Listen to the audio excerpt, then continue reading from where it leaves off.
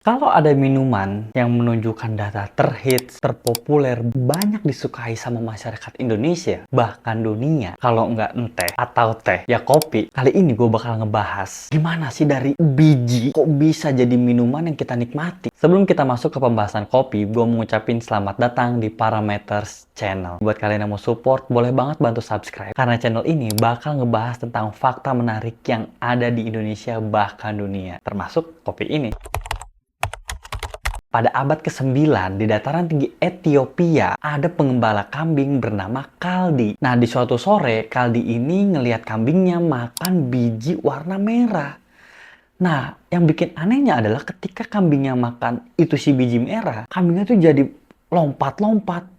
Pokoknya penuh energik lah, nggak kayak biasanya gitu kan. Ada apa nih, kata si Kaldi gitu kan. Akhirnya Kaldi pun coba itu si biji warna merah. Dan ternyata dia pun merasakan sensasi yang sama dengan kambing-kambingnya. Bukan dia berarti lompat-lompat ya, tapi dia ngerasain jadi kayak kok lebih fokus dan pikirannya tuh jernih gitu cuy. Setelah makan biji merah tadi itu, setelah dia menemukan itu, akhirnya dia bawalah ini ke biarawati setempat, ke gereja nih. Nah, si biarawati yang nerimanya pun nggak bisa nerima gitu aja, karena dia merasa jangan-jangan ini minuman iblis nih, jangan-jangan ini minuman godaan dari setan gitu cuy. Dia pun akhirnya ngebuang si biji merah tadi ke api gitu kan. Setelah dibuang dan kebakar, kok harum hasil dari biji itu. Akhirnya dia pun berinisiatif untuk numbuk si biji merah tadi yang udah hitam nih, biji hitam berarti ya kita ngomongnya.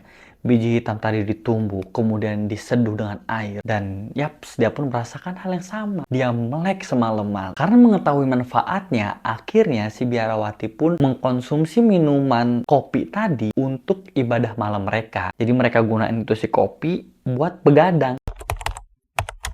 Nah, dari biara di Ethiopia, biji kopi ini disebarluaskan oleh para pedagang ke negeri Yaman. Yaman menjadi pusat kopi terbesar di dunia nih. Bahkan mereka tuh protektif banget. Ini nggak boleh biji kopi yang seger diekspor ke luar negeri. Pokoknya harus yang udah disangrai aja lah produk jadi kopi yang boleh keluar dari Yaman. Nah, di Yaman ini nggak cuma biarawati atau biarawan bisa nikmatin kopi. Nah, di Yaman ini juga udah mulai bermunculan nih kedai-kedai kopi, atau dalam bahasa mereka itu adalah kahve kane. Di kedai-kedai kopi ini bahkan jadi pusat intelektual, karena di sini tukar pikiran, diskusi itu terjadi. Bahkan ada sebutan anggur Arab atau wine of Arabic karena efeknya yang mirip euforia.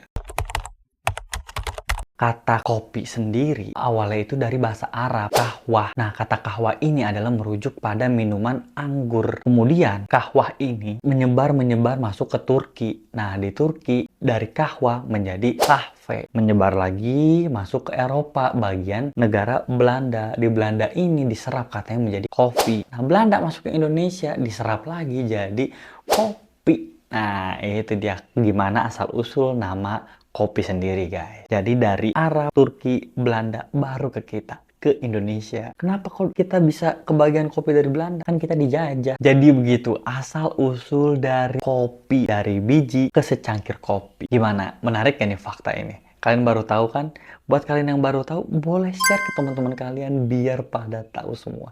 Kalau misalkan ada yang keliru atau salah penataran kata dari gua, boleh kalian komen dan dimaafkan guys. BTW sumber yang gue dapet ini dari AI. AI kan dari mana-mana, jadi udah bisa gue pastikan lah ini sumbernya general. Terima kasih, sampai jumpa di video selanjutnya, dan kalian bisa request mau bahas apa. Terima kasih, jangan lupa subscribe.